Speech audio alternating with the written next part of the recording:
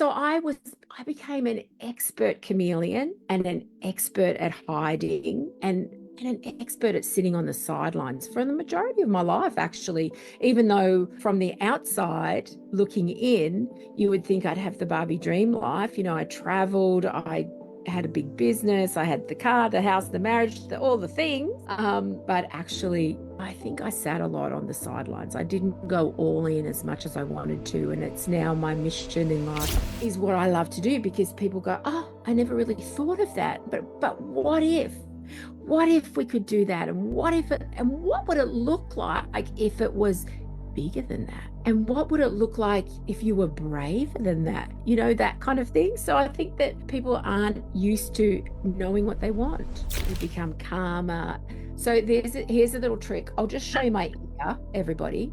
Here we go. Right. So what you do is you grab your ear, you pull it down a little bit, and then you massage your ear. Just do that for a second. Everybody's going to think I'm a crazy woman, but and me too. You notice the difference? Do you notice in your body there's a difference? I can feel it.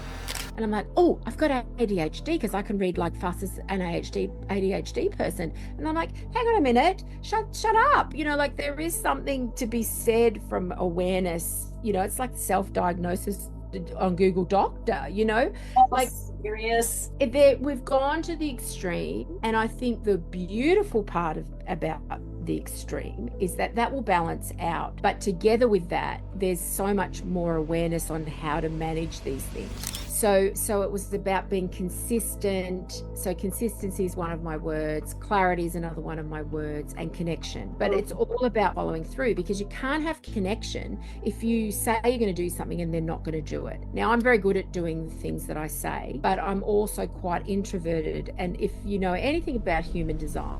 I'm Faye Waterman, and this is A Conversation with Faye, Going Global. And today my guest is Jai Harvey-Yin. And Jai is a mindset maven. She's a transformational coach and the founder of Fabulosity. We'll talk more about that. A biz witch, a business witch, and a Reiki master. Oh, we're going to have some fun here, aren't we, Faye? Life's too short not to have fun, Faye. So tell us about being the founder of Fabulosity. Tell me what you mean by fabulosity. So it's very interesting, because I thought I made this word up. So early in the 90s, I started using fabulosity as a state, sort of meaning a state of being, when someone truly is themselves, when they're not hiding any parts of themselves, when they can show up fully as themselves. And for me, that's fabulosity. So I guess in some people might call that being your authentic self, but I think fabulosity has a cute ring to it. And I found out just a few weeks ago, actually, that I didn't invent the word, that the word was invented in the 1650. So it's been in existence. So my current theory is that in a previous life, I invented fabulosity. Well, I love it. Fabulous. Fabulosity. How grand is that? Now, let's know a little bit about your background, where you come from, Jai, so that people get to know who you are. And then we'll go into why and what you do and why you do and how you help people. So tell us a little bit background. So back in the dark ages of time, I was born in England, Gemini, came early. It's interesting to me that I came early, because I always like to be early to things. And I love the duality of being a Gemini, because we see the polarity in life. We're always thinking with our minds. Yes, we sometimes get a bad rap, us Geminis, but we actually are in thought, always thinking. And so I moved a lot as a child. So we moved to New Zealand when I was very young, and I did my primary schooling there and then moved to Australia. And I think because I went to 11 different schools, I met a lot of different humans along the way. And I really savor long-term connections with people. But because my early lifestyle, I didn't get to have those long-standing connections because I was only a little child and I kept getting ripped away from those. So connection is one of my number one values as a result of that, I think, because I had to learn to connect with people. And I'm not very comfy being superficial, contrary to Gemini. Who Well, wants to be superficial? You've got to be yeah, like you. you got to And get to then you're either liked as you or you're not liked, but you can't be helped. Not everyone can like you. But it's I very want to true. go back. I want to go back to going to 11 different schools. What was it like to be pulled out of one school and taken to another school after you just started making friends and getting settled in, and then all of a sudden you're off again? What was that like for you? I think that it's set in motion some stories that I have about myself that have come to light probably in the last 10 years, a really true deep understanding of oneself. But I think I always learned how to put on a hat to be liked. So I was very blendable, if that made sense. So I didn't want to stand out because I didn't want to be um, shown for who I was, which is really interesting because my mission in Fabulosity is to stand in who you need to be without excuses, to show up in all the sparkly ways. But I think as a kid, you really don't know what's going on, and it can be quite daunting to walk into a new classroom, and and then I was quite shy, and I would define myself as an introvert actually, even though it's a learned skill to be more extroverted. But yeah, and I, to walk into a classroom where you don't know anybody and you have to sit next to someone. And then I was clever as well, so that I wasn't popular, I wasn't pretty, I was kind of fat, God love me, I was cuddly. But I had all of these stories even from a young age that, so I just shrunk a lot, and in fact, in my teenage years, I remember, you know, saying to a good friend of mine, do not tell anyone what my grades were on my report card. I mean, now it's so beautiful that society has changed. And when I see my own children going through school, they were very proud of really good grades. But back then in the dark ages, that was a social stigma to be too clever. And so I hid all that. So I became an expert chameleon and an expert at hiding and an expert at sitting on the sidelines for the majority of my life, actually, even though from the outside looking in, you would think I'd have the Barbie dream life. I traveled, I had a big business, I had the car, the house, the marriage, all the things. Um, but actually, I think I sat a lot on the sidelines. I didn't go all in as much as I wanted to. And it's now my mission in life to just show up fully as me, whether you like me or not. And I say, yeah, we're either liked or we're not liked, and not everyone likes you, and that's fine. That's okay. That's reality. And we need not judge people by their looks. It's what's with inside which is important. And I always say that magic and brilliance is sitting inside waiting to burst out and shine onto the outside world. And that's obviously what was happening for you. And sitting on the sideline, you would have seen a lot of things that others didn't see, and taken note of what others were doing that you either approved of or didn't approve of. And to move from one place to another as a child can be quite devastating, not being able to make friends and continue those friendships. What was the best time at school for you? Did you have a favorite time or a favorite school that you actually turned up at and stayed at for a little while? Because this is interesting. 11 schools. Mm. Wow. I went to Look, one. I know it's crazy. And it's funny because my current partner now, he has friends from like when he was 4 years old. And I'm like, gosh, it's so cool. Like they were friends in prep. And then, and I'm like, wow, I don't really have that because as a little person, you don't have the means to keep those connections. I mean, maybe now with social media, but back then, like I would love to find my best friend from New Zealand. So if anyone's watching, Tracy, um, please come and find me. We lived next to a Maori family, and I was the little white Maori, and I'd go and, do hangi and help them do all their things. And I mean, I just had I did have the most amazing childhood because I had these adventures that a lot of people wouldn't have had. So I never really saw it as a negative thing.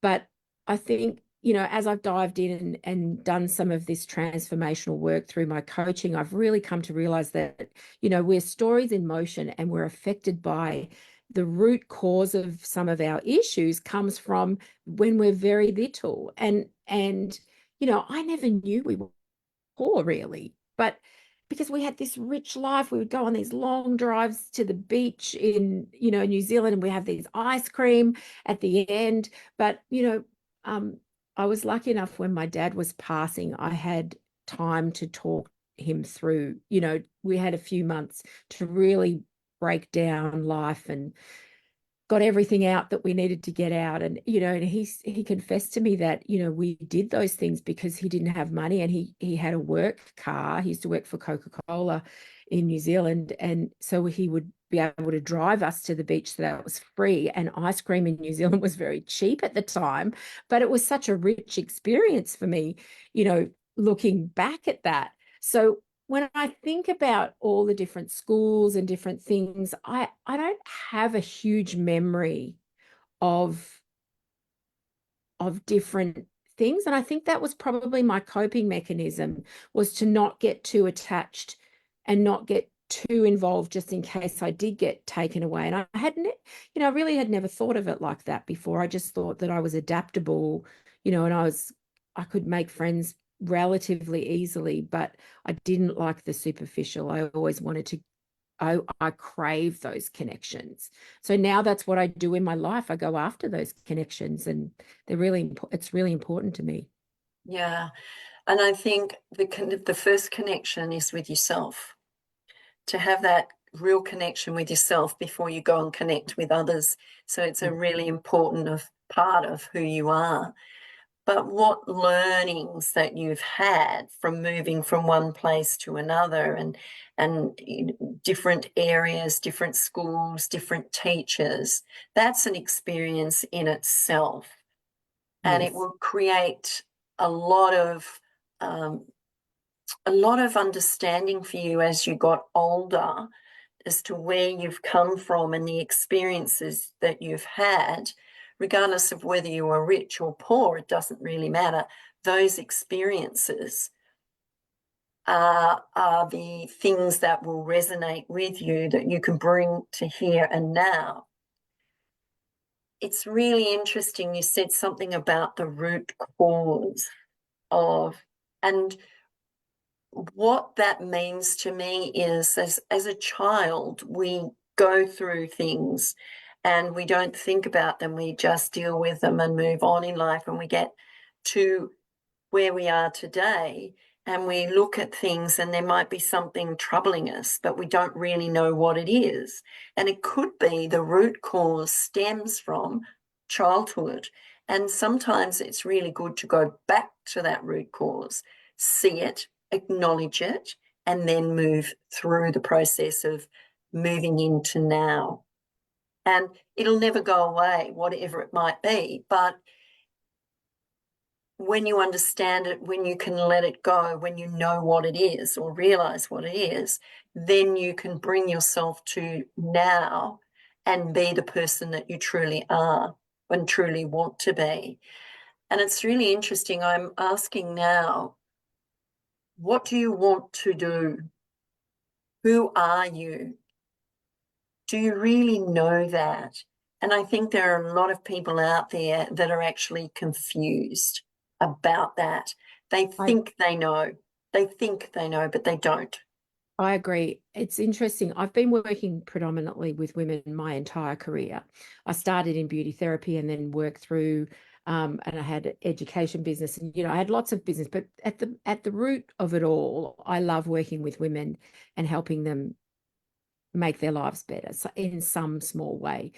And when I started the transformational coaching, um, in the transformational coaching space, I I ask people what they want, and they can tell you a big, long list of what they don't want. But they But don't know what they do want. no, and a big part of my work these days is helping people find out what it is they want, because often we just haven't been given permission to dream the big enough dream that, you know, on one level, you can dream a dream and it's fantasy and it's never going to happen.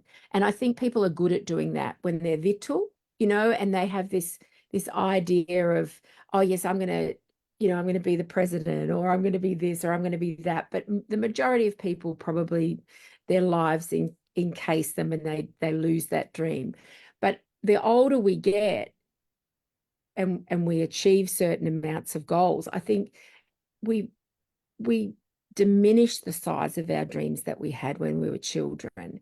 And it's about being playful and joyful and creative and imaginative, and just allowing the juiciness of what the possibility to come to the forefront is what I love to do, because people go, oh, I never really thought of that. But what if? What if we could do that? And what would it look like if it was bigger than that? And what would it look like if you were braver than that? That kind of thing. So I think that people aren't used to knowing what they want. No, they don't. I remember asking someone I was working with, and I said, "What do you want?" And she looked at me and said, "What do you mean? What do I want? I've never been asked what I want." And that took me back a sixer, and made me really think about it, because I know what I want. I know where I want to be. So, but it's taken me a long time to really get there. I've gone through the journey of doing what done many things that I had to do along the way.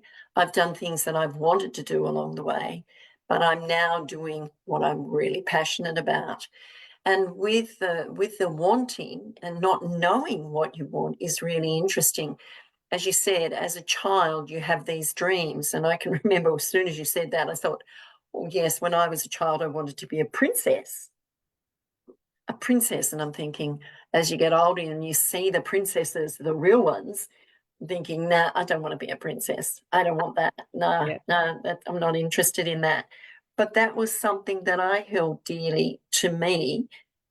I'm not sure really for what reasons. I think it was the glamour and the whatever it was. But when you see through that, you can decide, no, that's not for me.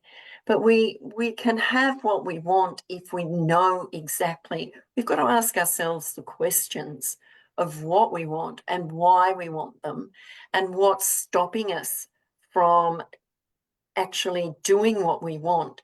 So ask ourselves why. What's the problem? What's stopping us? Why? And why is that stopping us?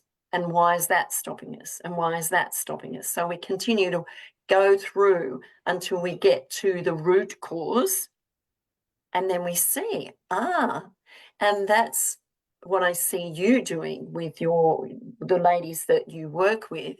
And it's really interesting to see them blossom, let that, as I call it, their magic and their brilliance come out and shine on the outside. And that's really exciting.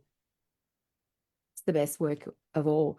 But I would say two things on that. One, I would ask you why you wanted to be a princess and what attracted you to being a princess in the first place. And I would say, actually, possibly, and I'll just mind read for a moment, if I may, that you wanted to be seen, and you wanted to be seen as special, and you wanted to have the stage. And look what, you are a princess, Faye. You have your own stage. You've created the princess, but it's not the little girl princess. It's this new version of you, princess. So I'm calling you Princess Faye from now on, just saying.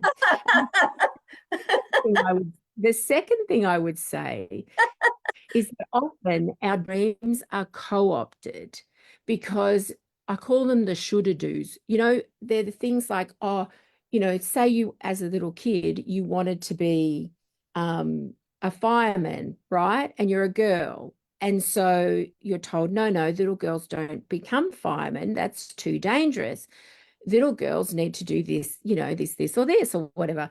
And so why, or you might be a teenager deciding your preferences, and your parents really wanted to become a lawyer themselves, and they say, what about law or teaching, or and so you take on the dreams of other people through the expectations of what you think they are. And sometimes that's so layered in and so subconscious that by the time you've already, you might have gone down that path because you were supposed to, you should have done it, and you Shoulda did. do. You should Shoulda have do. done it. You should have done it. And then you should have done it, and you did it. And then you're like, well, I shouldn't do that because I didn't want to do that. I wanted to do this. And so you've got these expectations that somebody else's. So your wants and dreams sometimes don't even belong to you. Yeah. And often women that I work with are usually 40 sort of plus, maybe even 50 plus, they get to a point in their lives where they go, okay, well, I've done this and I've done that. I've raised the children. We've bought the house, we've done the thing. And now I've got all this space and I don't even know who I am. Why am I here anymore? Like I've lost my purpose, lost my way. And they just, and their value is diminished. They don't even understand that they have such innate value just for being here, just for existing in this world. People have value. It's crazy. I love it. I love it, love, love it. Yeah, but you look back, and if you get them to reflect on what they've done through the years, raise a family, raise their children, and bring them up to the place where they become empty nesters, there's so much that they've actually done that they undervalue. Yes.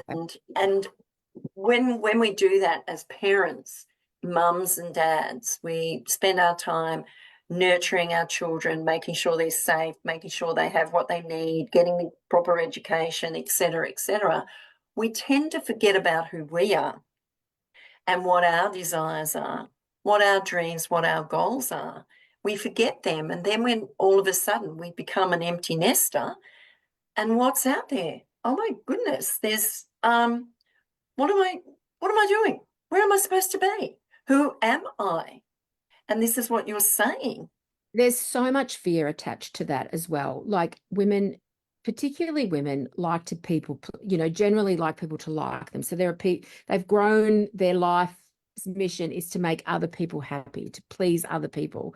And so then when they get to this spot where they, like I'll say, well, what do you like to do? And then I don't know. Well, and so some of the things, the tasking that I give them is to go and try something new. And they go, but what if I don't like it? And I go, then it doesn't even matter. It's just the fun of the adventure. You could go and start a new sport and hate its guts, but that's okay, you know.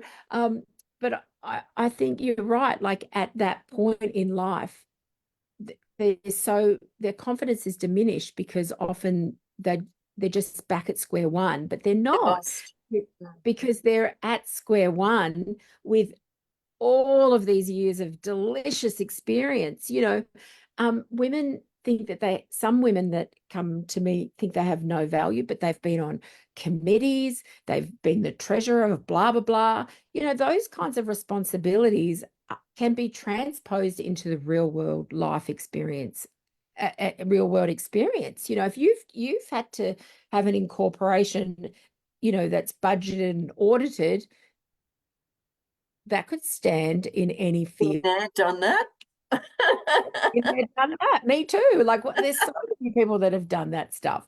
But it can be the fun and the work. But I love it when a woman or one of my clients, because I do work with men as well, but predominantly women, have those sort of moments of breakthrough, those moments of clarity. It lights me up to be able to see them go, oh, there's possibilities that they didn't know were there. And it's not that serious. Like, it's not life threatening. Like, they can just let loose and have fun once more. It's kind of like I think I saw the other day someone wrote that it's a teenager. They're like Teenager. senior teenager, and like with menopause is like the opposite of puberty. Oh, good Lord. So why can't we be teenagers, because it is this whole exploration again of coming into your true self. It's beautiful.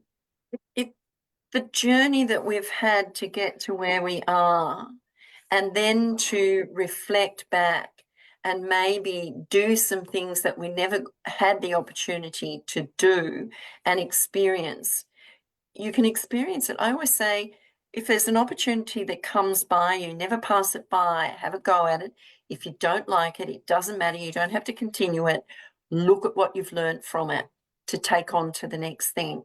And looking, you would probably do this with your clients.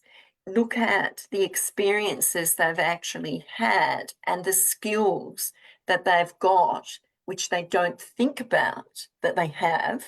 Yeah, And it's amazing. It's absolutely amazing. And they look at it and they go, wow, I've done it many times with people. And they think, oh, well, I don't have any skills. I can't do anything. Blah. Rubbish. Absolute rubbish. yeah. And look, one of the things that I say everywhere is that my purpose for being is to help people fall in love and stay in love with themselves again. My motto in life is it's all about the love, and it's always been that way. I'm like often inappropriately tactile. I try not to, but I just can't help just touching people. It's all about the love. And and I think we do fundamentally forget to fall in love with ourselves, but it can be a really delicious, beautiful, nurturing, traumatic and fun journey to fall in love with yourself again. Absolutely. And to learn to get to know yourself, the Yeah, true you, so that then you can look and say, wow, that's what I want in my life. And absolutely. develop that, getting to know yourself and developing that real connection with who you are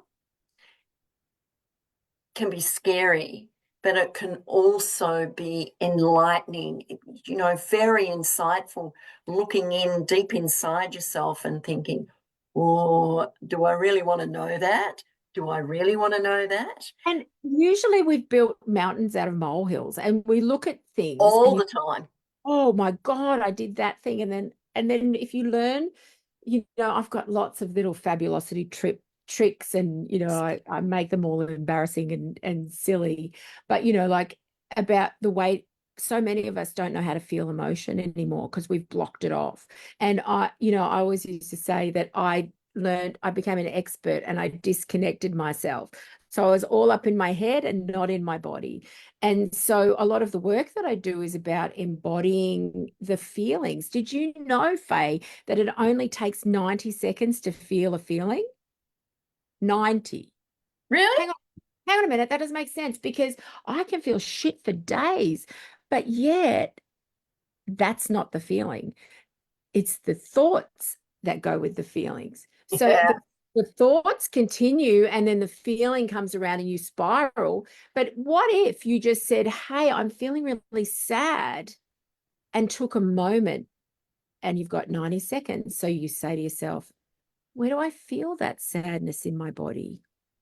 Yeah, I really feel sad right now.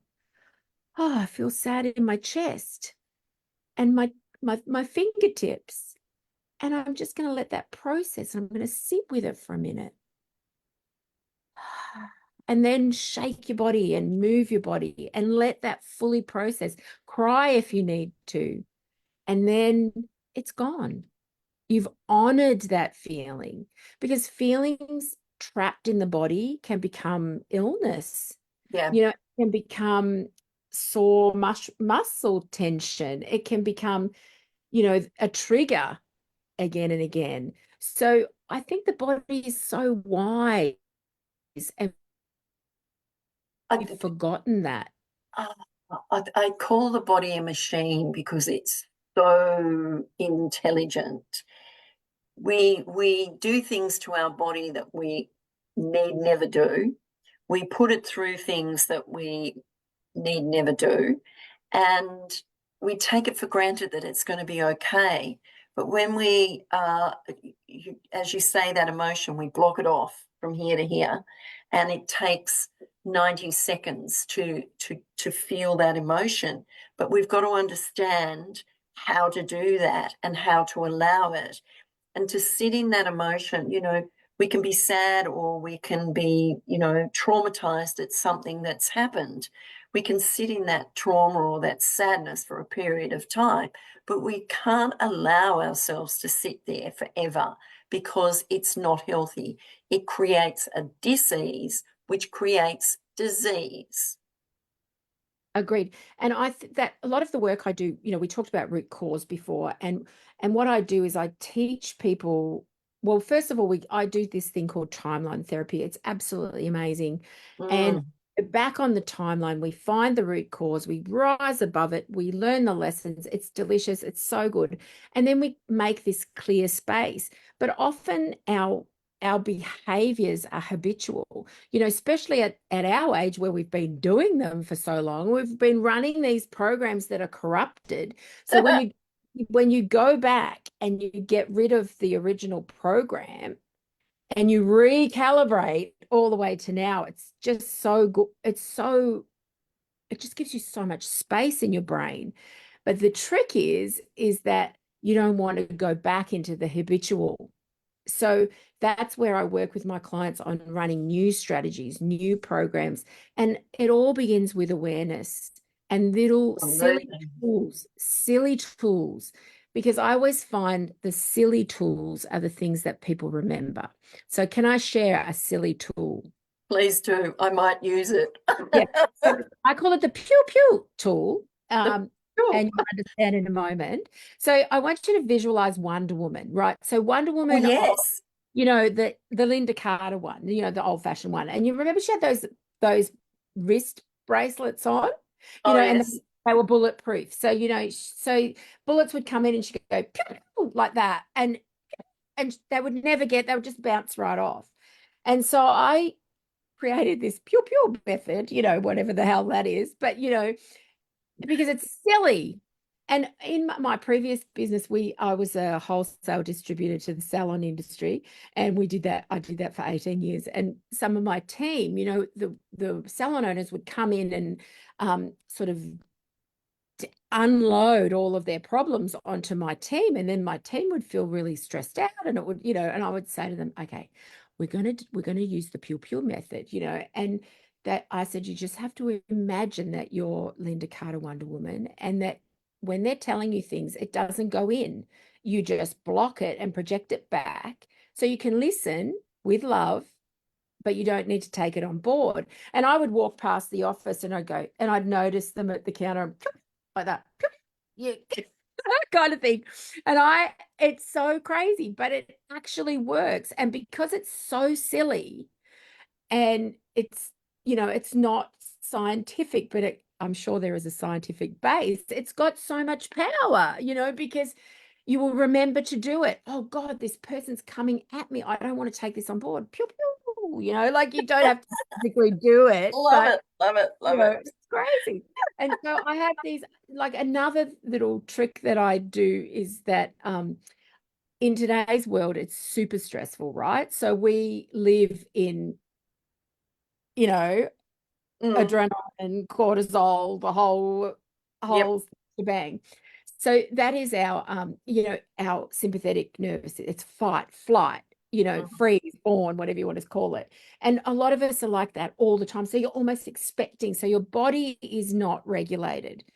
We have this thing in our body called the vagus nerve, and it runs all the way down. And it's about when we access the vagus nerve, we drop into our parasympathetic nervous system. We become calmer. So here's a little trick. I'll just show you my ear, everybody. Here we go. Right. So what you do is you grab your ear, you pull it down a little bit, and then you massage your ear. Just do that for a second. Everybody's going to think I'm a crazy woman, but you know. Can you notice? And me too. Can you notice the difference? Do you notice in your body there's a difference?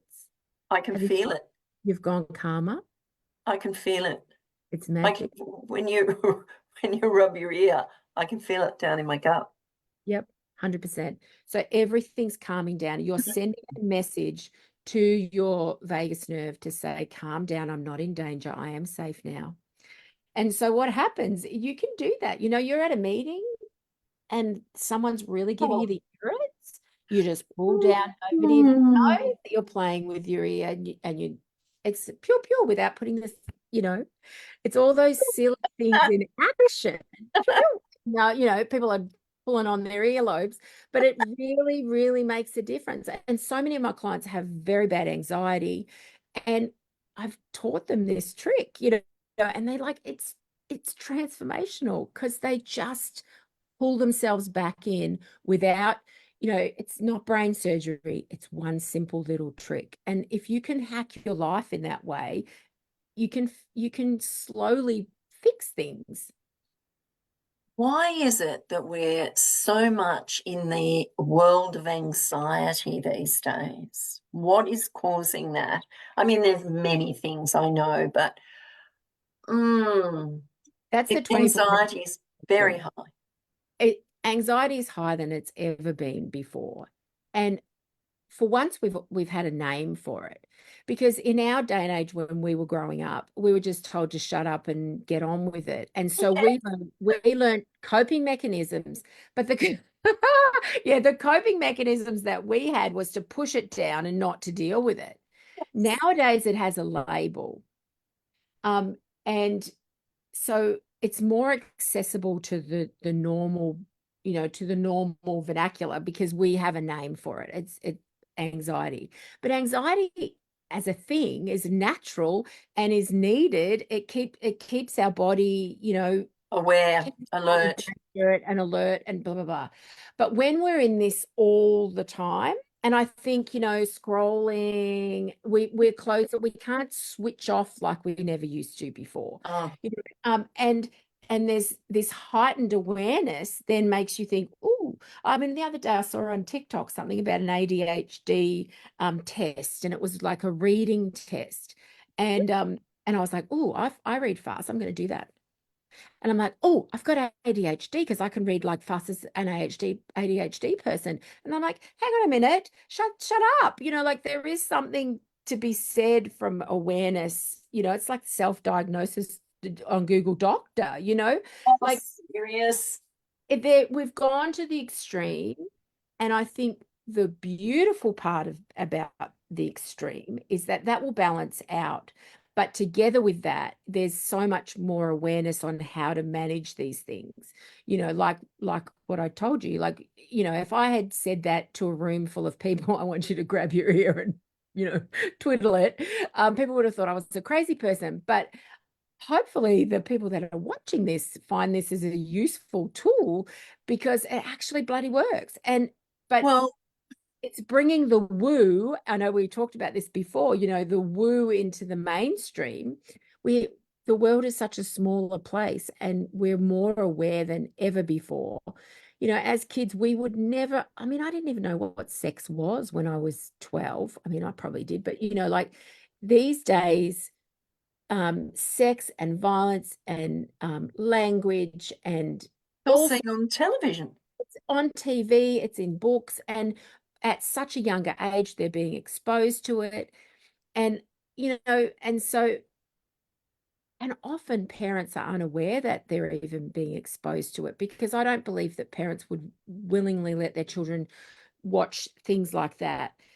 on purpose, but it's just everywhere. Like you can see the innuendo in just about everything, but because it's in the mainstream. I mean, we've always had innuendo under advertising and things like that in the past, but everything's sort of coming to light in now, and I think that's why people are more anxious. That's a huge question to answer, but I think that through that awareness, then you get clarity and then you can make change. And that's what I work with. I always say action precedes clarity. You have to take some sort of action.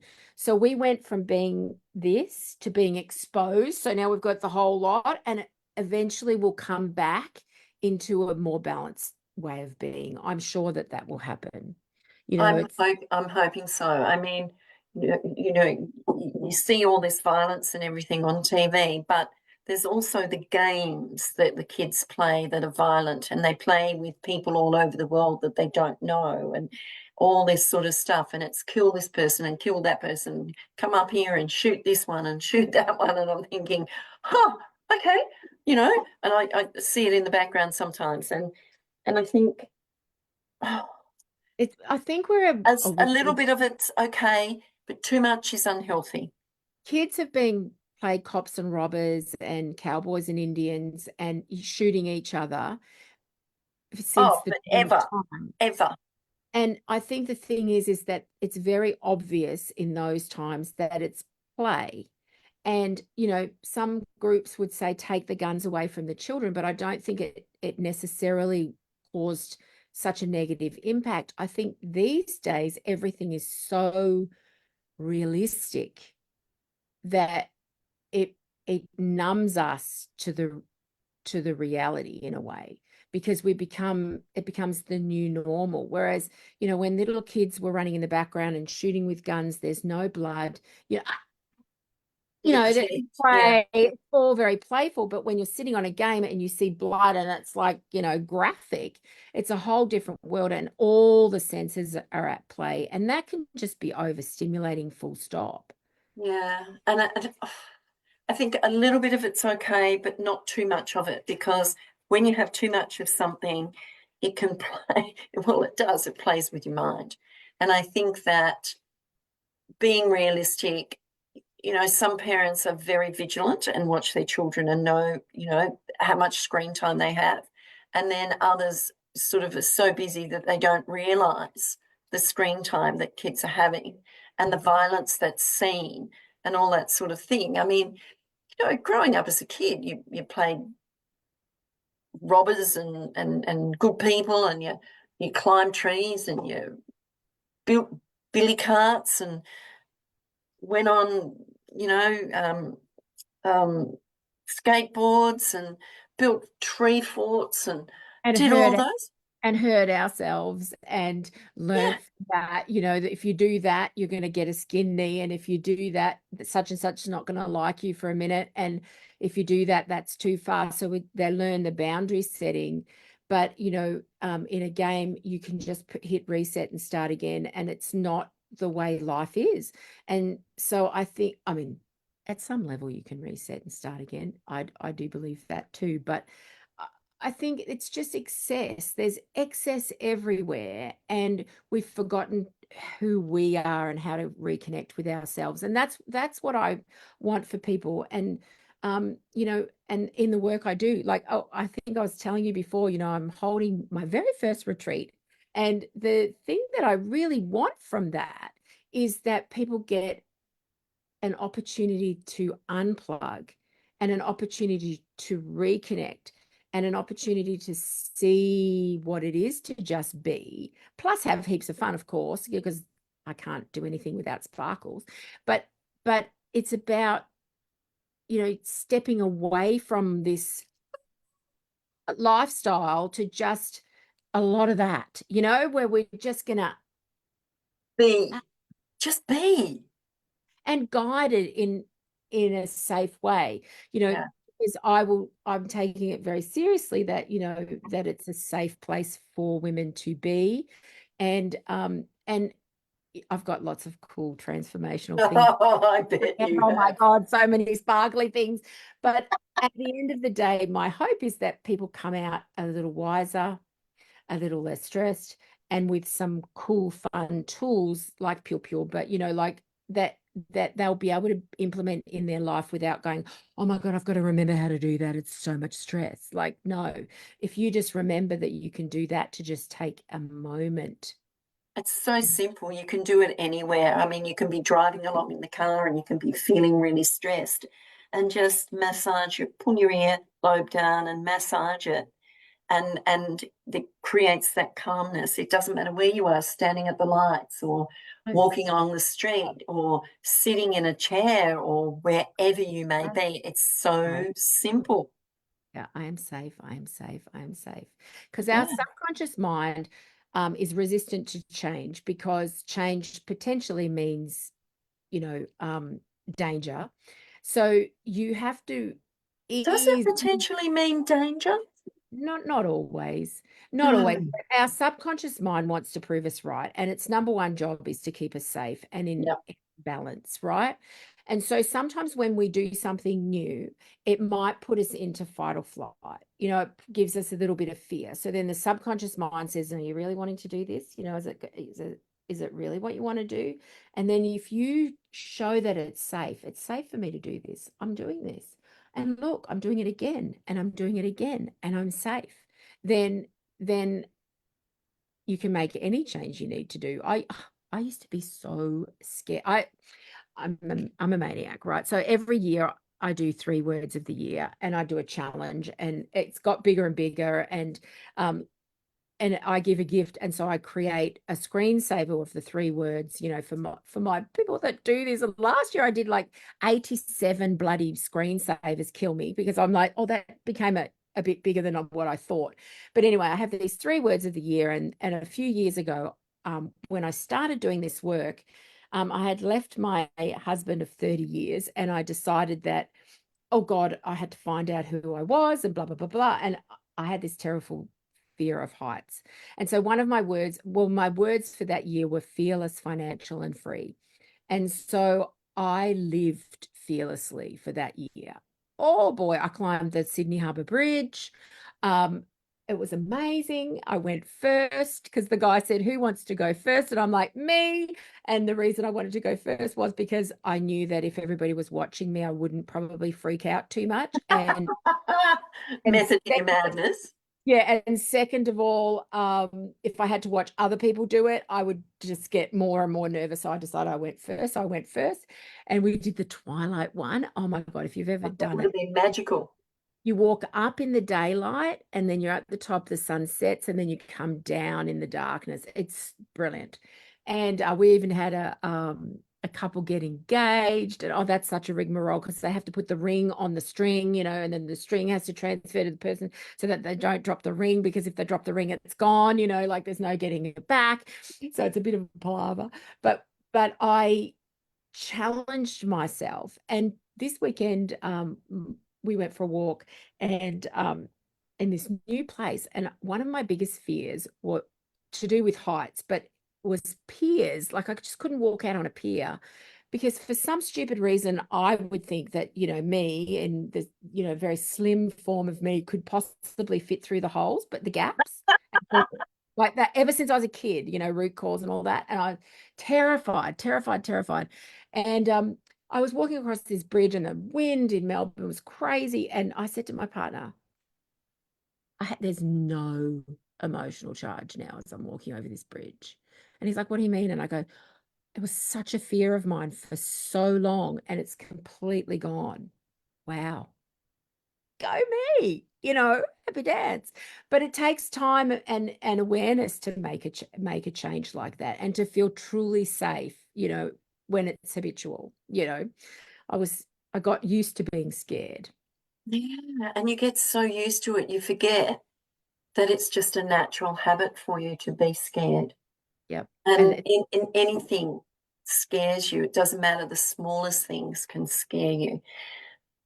I was going to ask you, you've created, you know, um, vision boards for on screensavers for people, Yeah. not just for you. Do Yeah. you do it for the whole year, or can you?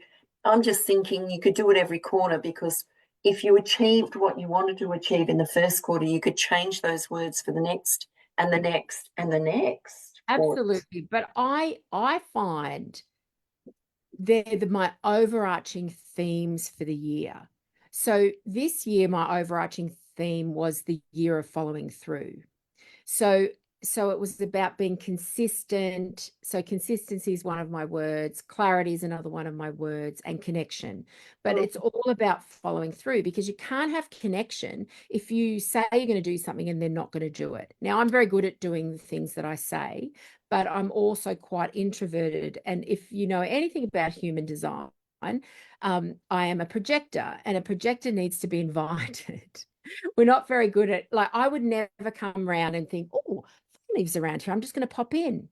Oh no, I would have to prearrange that and make a time, because I couldn't just drop in. So for me, following through on the relationships that I've made is making a conscious decision to connect. And Isn't it that's true. Isn't that interesting? Because I find, when I was growing up, the house was like a halfway station because there were so many of us. Um, and these days, you have to be invited, or you have to organize to be, go somewhere and visit somebody, that sort of thing. And I'm thinking, there's no just that casual drop in anymore. It's all about invite, the proper, proper, proper. And I reckon it's all a whole lot of BS, because if you can't drop in and say hi to someone, you could knock on the door and say, oh, look, I was just passing by. I just wanted to say hello. I don't want to come in, but I just want to say hello and check in on you and see how you're going. I know. And that's beautiful. But I guess the thing is that, like, this crazy world we live in, we're all super busy. We don't know what's going on. We don't want to say no. We don't want to let somebody down. We don't want them to see that, 14 loads of washing laid out, ready to go, those kinds of things. And we live in a social media, Instagrammable life, which isn't actually real. And I think we've lost that art of just that real connection, like the drop in. But as I say, I wouldn't, even in the olden days, I wouldn't have just Wouldn't dropped. do it? No, it's just not in my personality type. I get really all up in my head. So for me, I've acknowledged that, and so I'm like, oh, Faye, hey, I'm going to be in the area. Would it be okay if I just dropped in? You know, Absolutely. that would be the thing, Absolutely. you know. But No? you just have to learn those. Yeah. The more you know yourself, the more Yeah. you can work within the boundaries of yourself what works for you. My Yeah. partner, the dropper in her, like he will just drop in, or he'll just say, just ring them. I'm like, oh, yeah. Yeah. I say, if someone comes to see your house, don't bother. Come and see me. Yeah. And if my house is in turmoil, too bad. Yeah, You're yeah. not here to look at my house and see how messy it is. At the moment, I've got 3 sewing machines on my dining table. 3. Now, what are you Yeah. creating? Oh, just making a couple of things, different things. And I had my machine, and I put it away, and I went to bring it out, and I couldn't find the cord to connect the power to it. I had the foot, but I couldn't find the cord. And you know how you put things in a safe place and you can't find them? Oh, Totally. it's in a very safe place. So I You have know, to go, and I have to go and get a new one. can I just I'm just going to go woo for a moment. If if you just close your eyes and send a little message to Archangel Uriel, he is really good at helping you find things that are lost. I always say from within and from without, but he's really good. If you can't find your keys, Uriel, my keys, and he's amazing. See, I'm kind of woo. And for so Uh, long, I battled the traditional and the woo. Like, I was a businesswoman, high flyer, and and I couldn't let that woo show. And so I think now People would think you were mad. yeah. And I mean, I've always been kind of woo anyway, like whatever. But but I think the more I step into who I truly am, the more I embrace that side, and it's just more natural now, And what some of the work that I do, I think I said to you before, I work with a company called High Priestess, and I teach business to witches, and a lot of the conversations we have around about stepping into their identity as a witch, and whoo, that's Let's a loaded let's subject. let's go into that a little bit because it's intriguing. As I said to you, I was having a conversation with someone, and they mentioned witchery or witches. I can't remember the context of it, but let's talk about that while we've touched on that subject, because I think there are a lot of witches out there. Some of them know that they are, some of them don't know that they are. We as humans have a fear of witches because witches we look upon as being evil, but they're not actually evil at all. They're there to bring out things in us that we don't know are there, to teach us lessons, to learn, not to harm us, but for us to be able to allow whatever it is. So please, that's kind of how I see it, but So explain it. So I never really identified as a witch when I came into the witch community, although I have had a past life regression and was drowned as a witch, which interestingly, up until the age of 11, I was terrified of water, not just a little bit water. My parents had to bathe me in the sink. If I was in near the sea or whatever, I'd climb up my dad's head, don't get me near water. I've always been terrified of water, which is really interesting, how things play out, with root causes. Root Mm-hmm. cause might not be mine. It might be ancestral. It might be past life. Anyway, that's another side to side. But I think the thing about witch is it's a very triggering word because, of the burning times. And because there's a charge on the word witch. Back in the day, there's records in the burning times that it could have been anywhere between like 100,000 women up to 9 million. So even if you look at that, it was basically slaughter of predominantly women, but also men and children. But traditionally, witches were the wise women and men of a community. They were healers. They were Yeah. knowledge banks. They were, they had status in the community, and they would look for the entire community's well-being. They would be, they would do ritual, and they would do blessings, and they would help medically, and all of those things. And then in the burning times, we teach the witch wound quite extensively. And just to summarize it, you could be a witch because you were ambitious. You could be a witch because you were a landholder. You could be a witch because you enjoyed sex, even with your husband. And you could be a witch for the obvious things like being a healer or whatever. But interestingly, a lot of witches that were burned were single, successful, landowning women. Huh. Hmm. It's Mm. I won't, go into it, but interesting, where does that money go to, and who gets the land when those women are. Mm. But anyway, that's a whole nother saga. But when you think about the witch wound, it's all around being seen, isn't it? Because if I was openly a witch, I could die, full stop. You So die. you could die because you would be put to trial because you were a witch. So that I systemically has gone through our society. So there, at some level, a lot of women don't want to be seen. It's don't hard want to be seen as a witch, as a woman. as a woman. Mm. A very deep Mm. subject, and I'm just glossing over. But so fundamentally, systemically through the weaves of time, women have a problem being seen and standing up and being shown as ambitious. When a man is ambitious, he's a go-getter, he's one, amazing. When a woman, she's a bitch, all Who does she she can think get. she is? She 100%. And look, I think we've come a long, long way in that. But it's still the wound shows up throughout even now. And sometimes I even find that myself, like I'm like, oh my God, that was my witch wound coming up.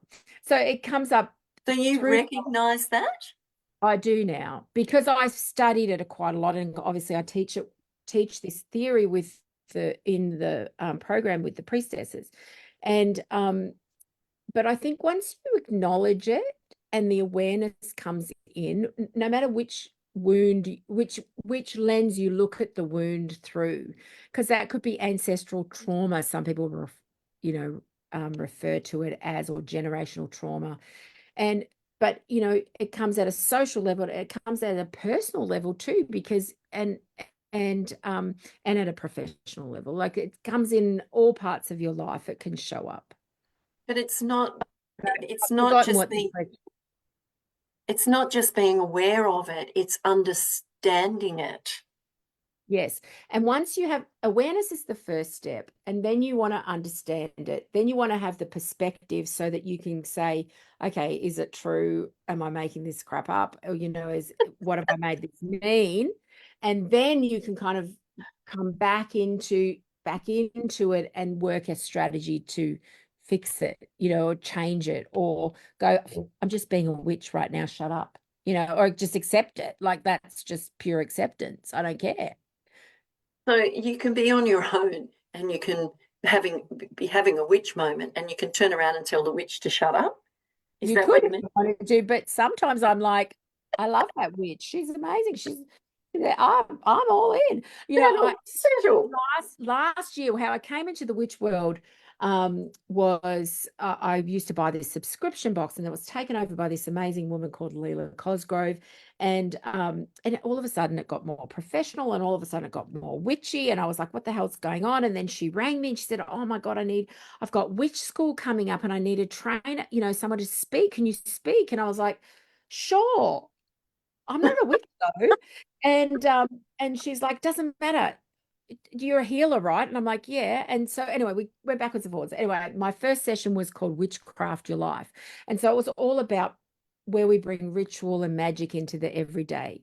And anyway, so I got involved, and then I did her program, and about halfway through, or 3 months in, I was like, I need to teach this stuff. You don't need to. Projector who has to be invited gets on the phone and says, I think I need to be the teacher for this thing. What do you think? Sure. Okay. So we kind of do it together. And I'm obviously teaching all of her content. It's amazing. And the women, and we've got a couple of men, but the women in the witch community are amazing humans. It's so good. I love it. It's so accepting. I just love the whole environment. So we had witch school 2.0 at the Hawthorne Arts Centre just in June, and there was 250 witches in attendance. There were 250 witches. 33 classes. It was amazing. This year I took Witchcraft 101 and Coming Out of the Broom Closet. They were my two classes this year. And Coming out of the broom closet. I love it. because I think that's a big thing. Like they it's always been so solitary, Yeah. and Yeah. it's an embarrassing thing. They feel like they should be ashamed, but actually it's about community. But what about, when a woman realizes that she is a witch, what's the response of her family? Well, that was the theme of my class, but like about how do you deal with the comeback, and very early on in my life, as a witch, I still find it a bit funny to say, like I'm still But trying to I'm come not into a terms witch. with it. But people would laugh at me and say, "Oh God, Jay, what now? What are you doing now?" and stuff. And I'm like, then I came through this kind of acceptance. I don't do spellcraft. I'm not that kind of witch, but I do ritual. I run cacao ceremony. That is a ritual. And I House would, ceremony. yeah, so I would come from like that's where we would take the essence of Mama Cacao chocolate, and we Oh, sit in circle, and it's brilliant. Oh my God, it's so good. But anyway, so bringing ritual into people's lives, I've been doing that forever, and who knew it was a witchy thing? I didn't, but anyway, and so you all do of now. I do now. So originally, when people would say to me, when I first got involved, I would be like, oh, I kind of was embarrassed to tell people, that I was doing this witch thing. And then some people were fantastic about it. Some people thought I was an idiot. I didn't even care. Now, I even had one person say to me the other day, oh, do you have sex with Satan? I swear it was not it. First of all, I was like, are you for real? Like, what? And then I said, you know what? He's so hot. Of course I do. So I must have transcended to the I don't care what you think stage of witchery. Like but I personally believe witch and fabulosity are very similar because they're about standing in your own power as a woman and not making excuses for your behavior, for standing up for what you believe in. That's what it's about for me. And so the minute that I had that kind of connection, I was like, oh, fabulosity in which they're not too far apart. Okay, I can own that now, because that's what I want for women to be themselves, unapologetically themselves. I ramble. Sorry about I that. think, I think, do you have do you have sex with Satan? Seriously, I don't seriously, even actually believe it. But really? I have clients who are very religious and I do a values elicitation as one of the things that I do. And I have clients that God and their spiritual practice is high up on their values, in their values. And I have never once had a problem with them, with me being a witch or them being religious. It it transcends all of that because it's the caring of humans as individuals. And I think fundamentally religion is about caring of humans, like the premise of those kind of religious beliefs. I just have a problem with religion. I've just seen it go awry in too many cases in my own personal life. Won't go there. But but We won't go there. I I think it, the respect and understanding of each other's value as a human, doesn't matter what you label yourself, you're still the same person on the inside. I always say that we all have opinions, and our opinions true to us, and we can have an opinion and agree to disagree Mm, because everyone thinks that their opinion is right. And it doesn't necessarily say just because you've got a different opinion to what they have, that their opinion's wrong and yours is right, or yours 100%. is wrong and theirs is right.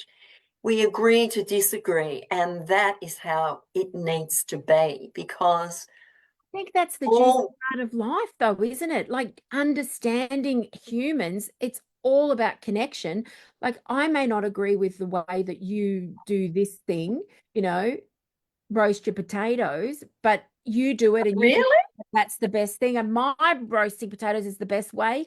But you can basically go, oh, but you might learn, hey, you use salt on your potatoes and I use, I don't know, garlic or whatever. I'm just making this up as I'm going along. But it's about understanding and appreciating the differences in each other.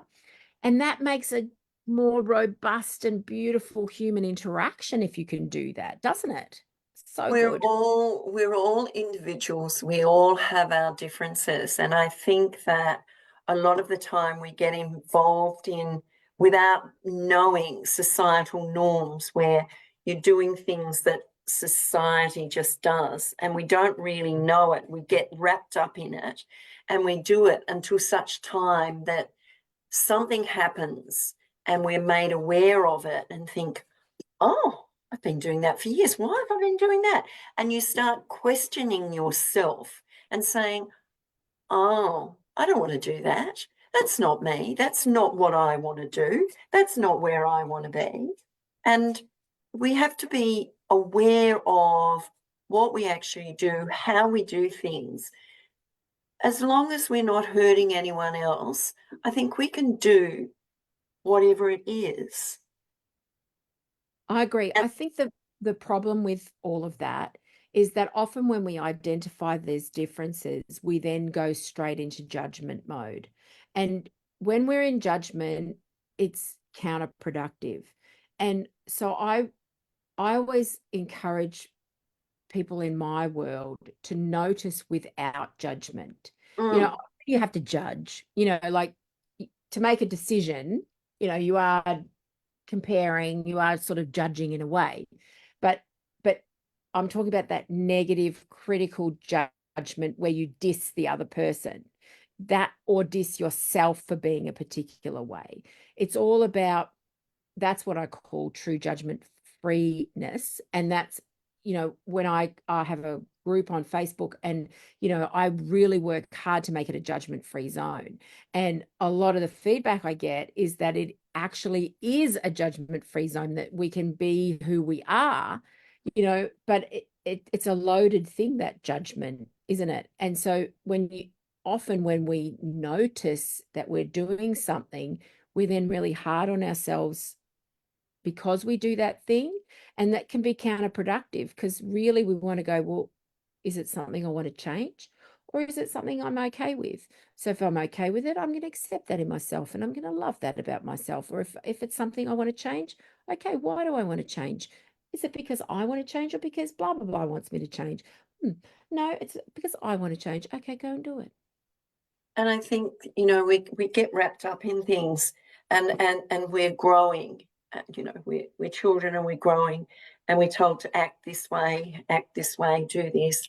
You know, when I was growing up, you were seen and not heard, and you had to behave and all that sort of thing, sit and shut up and all that.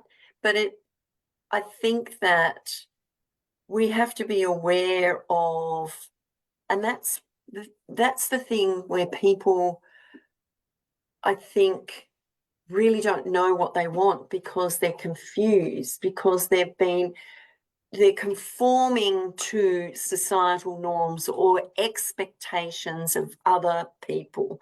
And that's the confusing thing in itself. And when you get to a certain place where you've been made aware of certain things and you think, oh, why have I been doing that? It forms a habit and you just do it. It's like getting up in the morning and putting your undies on. Which leg do you use every time you put your undies on? What foot do you put your shoe on first? What foot do you put your sock on first? How do you put your arm into your shirts? Is it the right arm or the left arm first? You know, all those sorts of things that are habits, and we And just do it. we do. And in this personal growth space, like I always say to people, you know, like the change is going to happen, but it's really hard to market yourself because I'm creating intangible, I'm making the intangible tangible. And it's so nice to have someone by your side as your cheerleader, but also as your mirror, so that you know when you're telling a story, and I can say, so I hear you saying this, judging much, you know, or whatever. And then, that's a habit. We're running that program again. How can we stop it? What do you think you could do instead? Yeah. And it's creating that awareness. So then once you're aware, you can make the changes. But when Yep. you're not aware and you're just going along, conforming to this and that and everything else, I don't think I've been a real conformer any time in my life. Maybe when I was at school because I had to. Otherwise, no. And it's really interesting. And it's interesting to look back on time and then look at now and see where you're at. And you say you're going, you say to your friends or something, they always say, you know, keep your goals close to your heart. Don't tell anyone, because they're always going to say, oh, what do you want to do that for? That's stupid and blah, blah, blah, and all the rest of it. There's your judgment. And then you stop doing it. And so therefore, if you've got something in your heart and you really want to do it, have a go at it. Because if you fail at it, so what? The only time you fail is if you stay down. If you pick yourself up, look at what you've learned, move to the next thing, it's okay. And it's taken me a long time to learn that. One of my mentors is a lady called Denise Duffel Thomas. She wrote a range of different books, Get Rich, Lucky Bitch, and The Chillpreneur, and a few others. And she's amazing. And I'm part of her community. And one of the things that she says is that she encourages, you know, even when we're little girls or little boys, you know, when we're blowing out the candles, you've got to make a wish, but you don't tell anyone. Mm. And that's fundamentally wrong. Like, because even if you believe in the law of attraction, but if you keep something a secret, yes, it's special, but has no impact whether it happens or not, because nobody knows. But what if you said, I wish that one day I'm going to be on a big stage, you know, and I'm going to be famous, you know, if you're a 5-year-old, whatever. And you say, and someone says to you, but you'll never be famous. That sticks in your gut. Or it spurs you on. I'm going to be famous. One day I'm going to be on a big stage. And you speak it into being. And I know that when I've voiced what I want to do out loud and other people have poo-pooed that idea, it makes my resolve stronger. But if it's a secret, Absolutely. Absolutely. I want to be on stage and I want to be famous and nobody else knows. But you know what? And Yeah. that's also saying, when you keep it a secret to yourself, tell people that you trust. You don't have to blab it to the world, but you can tell people that you trust and believe in you. But when you're keeping it a secret, you're actually doubting it yourself. Of course you are. And fundamentally, when we're 5 and 6 and babies, you know, make a wish, don't tell anyone or it won't come true. What the hell is that? When she said that for the very first time, it was like somebody had hit me in the face. You know, it was like, oh my God. And now when I have grandchildren, which hopefully it's going to be soon, my daughter's getting married in January, I'm going to make it, I'm going to sit down and I'm going to encourage them to visualize that dream and see it in their mind's eye and make it juicy. What color is it? What does it smell like? What do you look like? How many people are there? Oh, make it bigger, bigger, bigger, louder, louder, louder. Because then they can see the possibility that it could be real. And there are so many possibilities and opportunities in the world, as to whether we embrace them or whether we don't. It's really important to believe in ourselves, and that's creating that awareness. 100%. I just love that I get to do this for a living now. Like, it's the best thing ever. Like, Oh, just to see that with clients, you know, it's just magical.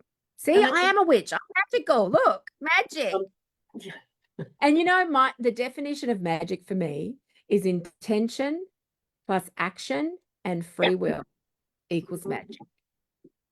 Okay, because I talk about magic and brilliance all the time. So what is it? Action, Intention first intention. plus action plus free will equals magic. Ah, how good's that? Oh, I love that. Equals magic. Oh, well, that makes so much sense. Look at you.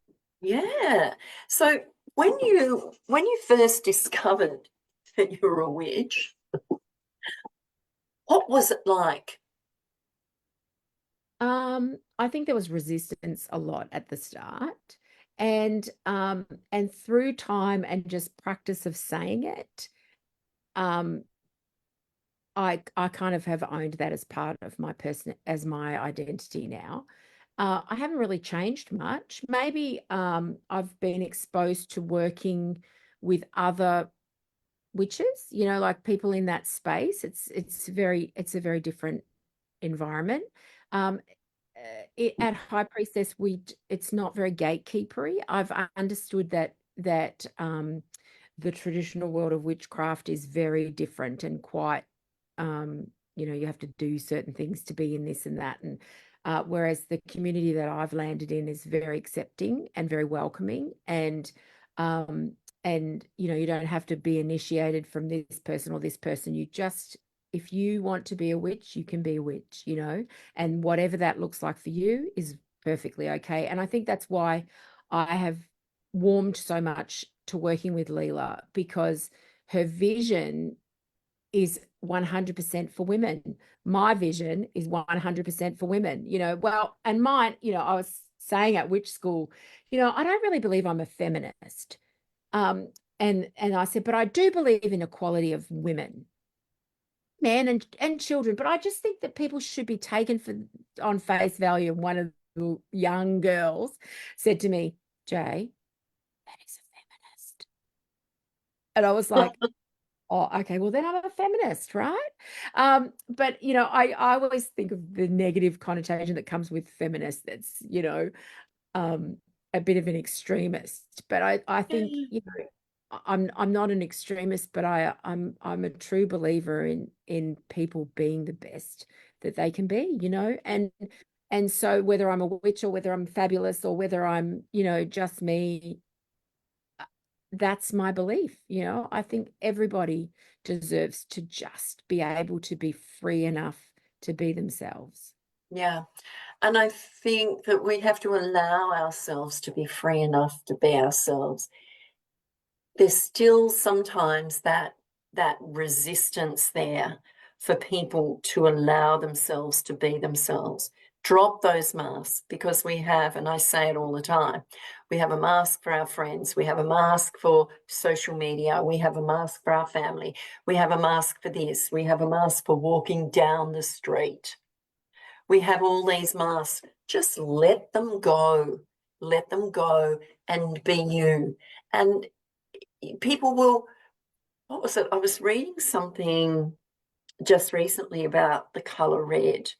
And if you wear red, you get recognized. More people see you. And there's a meaning for that color and all that sort of stuff. And I can't remember all the stuff that I read about it. But anyway, it was really interesting, because when I went for a walk that morning, I was wearing red shoes. It's And very interesting. There's a whole thing on color therapy, yeah, and like blue is more professional, like navy blue. Interestingly, quite a few of your logos there have blue, um, and and that they do too. that is a professional color, and Maybe I need to change it. I've got red there. yeah, you do, woman of power. So yeah, I just think, who cares? You can't see the label when you're inside the jar.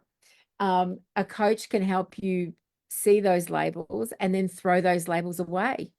You know, like at the end of the day, a label is a label is a label. What does it actually mean if it doesn't mean anything to you? You know what I mean? Like you can choose to be the you that you need, and then you can follow different trends until it doesn't work for you anymore, and then you change back again. I think the thing with the masks is that just acknowledging that you wear different masks for different occasions is still being authentically you. As long as you recognize it, I think we have these layers. Let's drop them when we need to drop them. But I liked, and I just wrote it down, you can't see the label when you're inside the jar. I love that. Yeah. So true. You It's can look outside the jar, but you can only see the back of the label. Yeah. And that's why I That's say I'm a mirror. I'm going to mirror the comments with love, kindness, and quirkiness, because I think that's, I've stepped into that. I said before, I battled being in the traditional business world and being sparkly, and being this flamboyant, crazy me, fast talking me. I can hold space. I am I am a duality queen, because I'm a Gemini. We like the duality. I don't like to be just one thing because I get bored. Even at the start, you said, now, what do you do? And I'm like, well, I'm multi-passionate. I like lots of things. And that's Yes, okay. it is okay. And there's nothing wrong with that. And I mean, I look at all the different things that I do. I do lots of different things. And then, I become arty and crafty. Sometimes I just want to make things or paint things or do different things just to break up what you do all the time. You've got to have other things that interest you. And it's like being being authentic to yourself, being the true you. And sometimes, and I know that I've lost the true me at certain parts of my life, and then they come back, and then something might happen and you might lose it for a little while. But these days, I ain't losing it at all anymore. It's staying. It's It's just so juicy to be at this stage of life. I was really resistant to being in my 50s because I was like, when I was little, 50 was like ancient, and now I feel so vital. Like I'm healthier than I've been in my entire life. I was telling you before, I've do 75 hard. I'm up to day 22. what's And 75 hard? Please explain. so as a coach, I ask my clients to do hard stuff all the time, things Yeah. that challenge their way of being. And so I came across this program called 75 Hard by a guy called Andy Frisella. It's very masculine. It's kind of a masculine energy in the group and stuff. That's fine. And it's about being mentally tough, about really committing to something. So you have to do 2 45-minute workouts a day. One of them has to be outside, not 44, not 42, 45 minutes. Two 45-minute workouts a day. Why? Yeah. Two? Why not just one? No, because it's part of it. I don't know. Oh, You God. you have to follow a meal, like a plan. He doesn't care what food plan you eat, but no sugar, no alcohol. You have to read 10 pages of a nonfiction book every day. You have to drink 3 liters of water every day, and that's the hardest thing. And you have to I'd take be sloshing. a And you photo have to what? a photo of yourself every day, that's also very difficult. The reason you have to do every single thing every single day, and if you miss 1 minute, one thing, you have to go back to day one and start again. It's I'd a fail. hormone too. And that's Fail like big time. in the group, like a lot of people fail, but I'm like, it's taught me already in 22 days quite a lot about myself. Like on Saturday night, we decided that we wanted to go out for date night. We were going to the movies and go for dinner. And it was 5 o'clock, and I'd said to Darren, "Oh, look, we're going to go at 6. Let's go at 6. So is that cool? You do you, and I'll do me. We'll go at 6." And so I was sitting on the couch reading my book, and I was like, "Oh my God, if we go to the movies at 9:30, when am I going to do my workout? I haven't done my second workout." And I was like, crap. And I picked up my runners, put my runners on, grabbed the dog and said, "See you in 45," and out the door. And so it's about just doing the thing, no matter what, because he talks about the inner bitch, and I call it the inner mean girl anyway, but he calls it the inner bitch. And, they, she's pretty powerful at talking you out of doing things. Oh, God, yes. And I've got a whole masterclass I teach on the inner bitch. Anyway, that's a whole nother thing. But anyway, and sometimes you just have to, it's whatever we want to do, we prioritize, don't we? And we do it. And Absolutely. it's important to me to prove to my clients, whether I I succeed or fail, but I do believe I'm at this moment, I'm holding the strong intention that I will succeed. That 75 I days. that I can do hard things. Yeah. And I will do hard things. Like I went to a 21st. I love a cocktail. Oh my God. I'm not much of a drinker, but I do love a good cocktail. And people were offering me, and I was like, oh my God, how am I going to get over this? So I got a wine glass. I said to the guy, could you please make it look fancy? I want something hanging off the side. Can you just put water and lemon and some ice in it? And I just filled it up throughout the night, and I looked like I had a cocktail. And nobody asked me if I needed a drink because I always had one and I drank water. So it's about thinking, planning, forethought, into your day. And yeah, so I'm going to prove to myself and to my clients I can do hard things. Why did you choose 75 days? Now that's 2 and a bit months. Hmm. They say that it takes 21 days to make a new habit, 66 for it to fully embed. Yeah, Um, 66. Yeah. when I read his book, 75 was just an arbitrary number that he pulled out of his bum.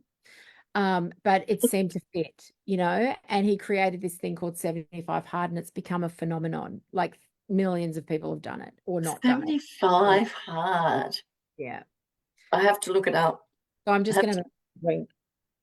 to 3 liters of water, I'd be That's sloshing. like literally the hardest thing of the whole entire challenge for me. Like I can do the 245s. I'm okay with that. I have not missed a day. I've not missed a minute. Like crazy. If it's like the weather that's going on now with the trees falling down and the wind and the rain and all that sort of stuff, you Tough have to shit. do your exercise inside. Nope. No. It's outside, one inside. The whole point of it is that it's not about compromising because we as humans already are bucking the system. You Oh, already said to me, but can I do that? Can I do that? No, to get the result I want, I have to do this and I have to do this. And so it's do or not do, and so I luckily, like this morning it was crazy. oh, I And I know. was like, I've got an extra hour at 10 o'clock. I think I'm going to go at 10 instead of at 7:30 this morning when it was blowing again. It was still blowing a gale, but it didn't rain. I've only had, in the 22 days, I've only had one day where I was sopping wet, like sopping wet.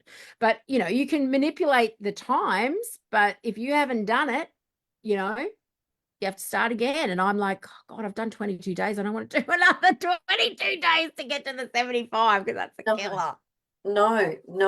no. I think It's not for everyone, but it is about being at the top of your game and pushing yourself because as I reflect while I'm walking, you're not even allowed to, when you're outside you're not allowed to listen to music or anything, which kills me because I'm like a multitasker extraordinary. I love podcasts and books and all sorts of things but it's been really interesting to just walk and reflect.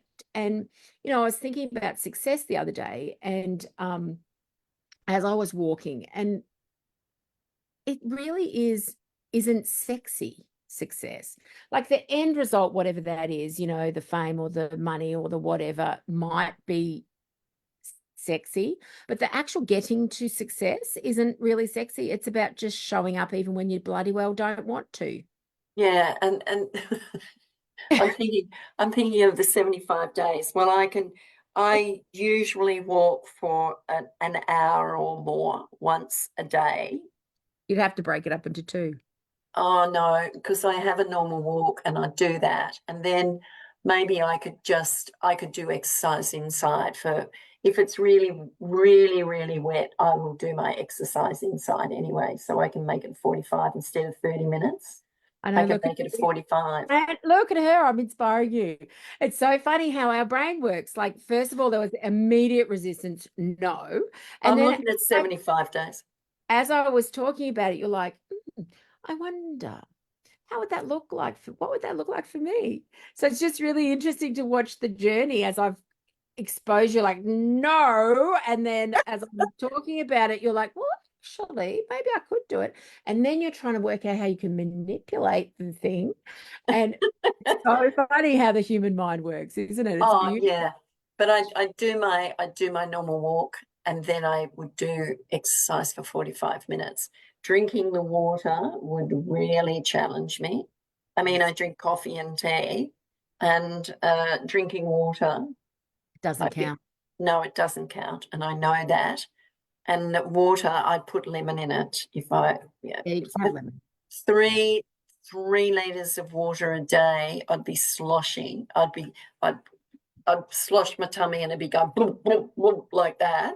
But Um, interestingly, your body gets used to it. Like the first few days, I was on the loo all day long. hey, Now it's not so bad. Now yeah, it's fine. And it's interesting that I get a headache now if I don't drink as much. So you it's, know, and we're usually dehydrated to a certain degree. When we're yeah, thirsty, we're dehydrated. yeah. And yeah, so looking at water and looking at what other Anyway, challenges do you have to do? 75 days, two 45-minute works, three no alcohol, three no sugar. no sugar. Oh, no chocolate. I'm the Oh, biggest chocoholic. That's the thing I'm most proud of. Like I literally have not had a chocolate bar for 22 days. That's huge for me. Like huge. well, I've had chocolate today. Yeah, well, sorry, you're not even doing it. Anyway, let's stop that because you're not going to do this and you don't have to do it. But I, Crazy Jay, am doing it. So I could what's do your 30. go? I could I do don't, 30. that's not part of it. You can just do your own Faye challenge. Yeah, I could do my own. I challenge myself every day. Bring talking it on. Bring myself it on. into talking myself Independent. into exercise or out of it or whatever it might be. But yes, the 75-day challenge. I'm just thinking you could get it in before Christmas because there's enough days before Christmas to get a I know. 75. I will be finished, I think, at the end of October. So yeah. And I'm like, bring it on. Then there's two more phases if you want them, but they sound a bit extreme, like you have to have a 5 minute cold shower. Oh, well, I do a bit of a cold shower, but not 5 minutes, and it's cold and Five. it's yeah, and then the ice baths. I haven't gotten to the ice bath. No, Mm. I just, oh, the whole thought of it is terrifying. And then I think that phase three, you have to do something like random acts of kindness every day for someone. I Well, do that. I do that that anyway. that's fine, random act of kindness. If that was the first thing, I'd win hands down. There you go. I know. I love it. Yeah, Oh, but the 75. So if you were to give 3 tips to anyone that's listening about anything, what would they be? number one would be smile more. Mm, Um, love that. when you're feeling down, just the act of smiling sets off a chemical response in our brain, which goes to our body, and we feel better. Hmm. Next thing would be, I would say, get into your body more, And trust your body. how would you do that? What do you mean by get into your body more? So, like, before I was talking about the disconnection Yeah. thing, about feeling the feels, like really feel the feels, appreciate your body, and listen to her more because we're so used to just going that we forget to be, and we need to be in our bodies because they're very, very wise. And the other thing that has profoundly changed my life is a practice of gratitude. Oh, yeah. And I have a slightly different take on gratitude. I don't think what I do with my gratitude practice is that I do a highlight and a low light of the day. The highlight makes you think about the entire day because a highlight means the best. So you have to go through and think of all of the good things that happen in the day. And then with gratitude, um, what I do is I think why. So you can never have the same gratitude twice. That's my number one rule. Oh, really? Yes. So, um, because every day you're a different you, and every time that the thing that you're grateful for is different. So you have to ask yourself why you're grateful. So, for example, a lot of us are grateful for our families, right? So, or our partner or whatever. But the reason that we're grateful for them varies a lot. So the more Yeah. you dive into the gratitude practice and really connect emotionally to the reason why you are grateful, it's much, much, much, much more powerful. I Mm. read a book, did you know, Faye? So I wrote a book called Write More, Write Less, Discover More. And I did it because a lot of my clients don't like journaling. Don't, And oh, and you know what? I find that really strange that people don't like journaling. I journal all the so, time. so many people hate it. So they're so resistant to it. So I created this book. It's just a 30-day journaling challenge, and it has my practice, the things that I like to do and why. And it's pretty easy. You can get it on Amazon if you're interested anyway. And but in that has my daily practice of the things that I recommend that you do, including the highlight and the low light.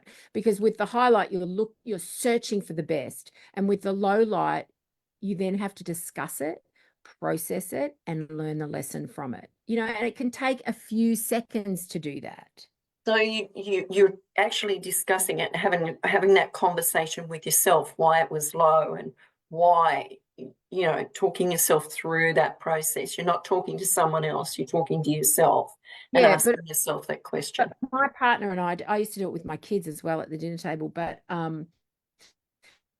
my partner and he's the most non-woo person in the universe. But, I say to him, what was the highlight of the day? And he'll tell me. And then, and then the low light. And I say, well, what happened? What can you learn from that? What do you think? Flip it. And Yep. he's like, oh yeah, maybe this and that. And, and it's funny because we do it, but I do it daily to myself, but sometimes it's really powerful to be able to flip the negative into a lesson, Oh, Um, always. yeah, like I have the Fabulosity flip, you know, I've got to do something cute. And it's about changing a negative into a positive, and it's just a three-step process. But actually living and diving into the reason why and connecting emotionally to things helps you make change. So Yeah. that would be my three things. So I don't know what they are anymore. Smile, what was it? Get into your body and be And grateful. journal. Yeah. And great gratitude. Yeah. And it's really important when you smile, that's an act of kindness. If you're walking past somebody and you smile and they smile back at you, you never know what's going on in their day. And if you make them smile, then it could give them, you know, just what they need for the rest of the day. Yeah. 100%. I've had so many people. I'm the crazy person that smiles at everybody, and I always say I never give it a false compliment, but I always find something to say nice about people when I can. Perfect strangers often, and I've so often had people say to me, "You're the only person that spoke to me today." And you know what? And sometimes that's really important because being seen is one of our human needs, to be seen, to be heard, but to actually be acknowledged Just is for a being just for being. And that's a really important thing in everyone's life, just to 100%. be acknowledged. And it's not just to be acknowledged, it's to be acknowledged. And that in itself for someone is gratitude because someone's seen me and acknowledged me. So 100%. very powerful. Well, Jay, I want to say thank you so much for a fabulous conversation. It's been interesting. I loved the witchy poo stuff. I used to get called witchy poo. We won't go there. And yeah, so very interesting. If anyone wants to get in contact with you, how do they get in contact with you? You can find me.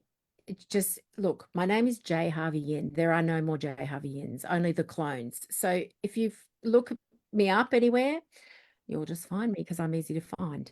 And it's Jai, J-A-I, then Harvey, Harvey hyphen Y-I-N. Sure is. That's And it. I'm sure wherever this goes live, you know, I'll comment and you can always find me Yeah, on it. beautiful, beautiful. Thank you so much for your My time. pleasure. My pleasure. And thank you for being here. I'm Faye Waterman. This has been a conversation with Faye, and I'll be back next week. Bye for now.